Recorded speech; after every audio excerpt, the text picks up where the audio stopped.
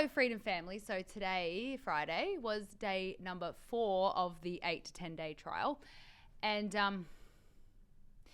it's hard to find the words to explain to you exactly how today went.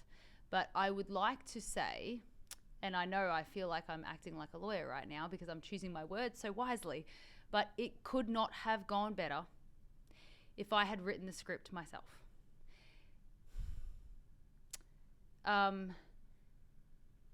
And it shouldn't be surprising because the facts and the truth are on my side. I don't need a strategy. I don't need to be clever. I just need to tell the truth. And that is shining through in this trial. And I'm grateful that so many people are praying for me and are supporting me, because there was many moments today when I felt like crying because I knew that God was there in the room with me, dictating exactly what was happening. And guess what? I didn't have to do anything. The best things that happened today was nothing I did. I just sat there and it happened without me doing anything. And I feel like this case has become something bigger than I ever could have imagined. The propositions and the conversations that have happened, the submissions that have happened, are far beyond my story.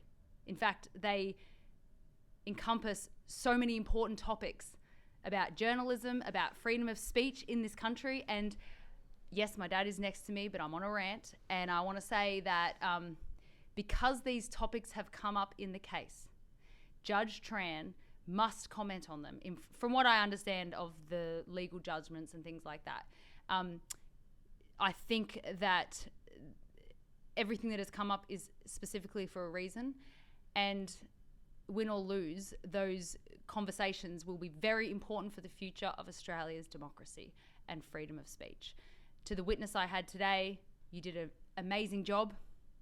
And to everyone who was there, you really, really supported me. And the last thing I want to say before I bring my father into the picture is that there was a moment today when the defendants were cross-examining my witness, who was my videographer, on October 31st. He was attacking my witness for his political beliefs. There's no ifs, ands, or buts about it. And in that moment, I felt the same way that I felt on October 31st, which is judged and prosecuted for my political beliefs. That is the reason this trial is happening. That is the reason I did not take a deal, because I wanted to air the political bias that the government and that the police had on people like me and people like my videographer, who was just doing a job. He was getting paid to be there, but he was treated like a protester just because he was working for someone that they did not agree with. And this is a huge topic that has come up in the trial that I did not expect. And it has unraveled some incredible discussions. And I'm telling you guys, this trial has only just started. And when I say that, next week, I am going to be cross-examining very, very, very high up police members of Victoria Police.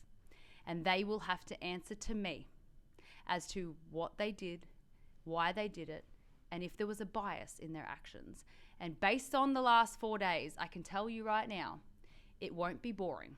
You should watch. You should read the transcripts if you're interested. And I'm sorry, Dad, you've been sitting here for ages. But it's been a really big day. And I'm not usually lost for words, and I'm not lost for words totally, but I'm really overwhelmed right now. It might not look like it, but I hide my emotions really well.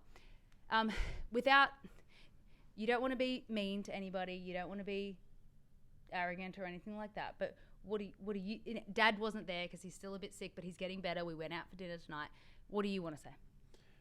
Monica, there was a couple of big occasions where I felt the tide was totally turning, and it made I can't mention defendants look really, really super bad, and which was great to be pointed out, because some of the things that happened and talked about was so frivolous that you think, why are they talking about that? You know, it's just not necessary. they just seem to be rattling on, you know. And I think the judge actually mentioned that, you know. And Monica, because I was watching the show here at the hotel room, every time I felt that there was this moment that you needed some help, I said a few prayers. And I could feel straight away your answer was coming along beautifully, you know? Yeah, it's good. My mum was behind me praying as well, and there was moments where I had to take a few breaths, right? Yeah. And I had to change my position, my forming of a question or something like that. And you know, I wrote the witness questions 5 minutes before he came on. Wow. And I'm not a lawyer, and I'm not boasting. What I'm trying to tell you is that God is working through me, and I do have some natural born talents, but guess what? God gave those natural born talents to me. And right now I feel like, and I was saying this to Dad during dinner, that I feel a bit of an out of body experience. Like, this isn't about me anymore, even though it's about like we've talked about my story a lot, but the court case has gone into some very obscure areas. It's not only about you, Monica. It's all the people that were badly treated by the police. It's all of them. And can I say that there is a rule that you cannot start a court proceeding if it's more than 3 years from the incident. Now, after you've seen what I'm going through, and let's see what happens, guys, let's not be too arrogant just because it seems like it's working. We don't know the system. Anything can happen, okay? However, if you got shot with rubber bullets at the Shrine on September 22nd, 2021, you're still within your 3 years. And after the end of this, I'm going to have some experience in this. And I think it's really important that we set a precedence that you cannot shoot rubber bullets at innocent protesters who are not coming at you or being violent. And if one of you out there has the same intention as me, then maybe you should contact me. I agree with that 100%. Yeah. That's your job, Monica. No, it's not my job. No, that's not your job. That's your calling. At the moment, yes. Anyway, I think we've said enough. It's Friday night. I have the weekend to prepare to cross-examine 2 extremely high-up police members on Monday. So you should definitely be watching on Monday. And I did speak, you don't know this, but I spoke to the administration at the magistrate, and they said, yeah, it's okay. It's not the magistrate, the county court, and because they needed to help me with something, and they were very lovely and nice, and they're very accommodating in those ways. Anyway, they said, we've been really busy responding to people who want to watch your case. They're like, sorry, we've just been a little bit preoccupied. So they've had to email back in groups, and there is a Zoom link available, guys. Just follow the procedure and do it. And maybe if your friend has done the procedure, maybe you can ask them to get the instructions of how to watch it, and you can share it with each other. But next week is going to be interesting. But I just want to reiterate that if I do a good job, it's, yes, I've prepared, obviously, but I'm not a lawyer, and I'm winging it as much as I'm winging it. But know that God's behind everything that's happening here, and it's not about me. It's not about you. It's about the greater purpose and the democracy in this country. I think it's become that big of a topic, to be honest. Yeah. Anyway, happy Friday. And Dad is going to be there at the courtroom every day from Monday till the end, aren't you, Dad? Yep. Yeah, you better be. You better be.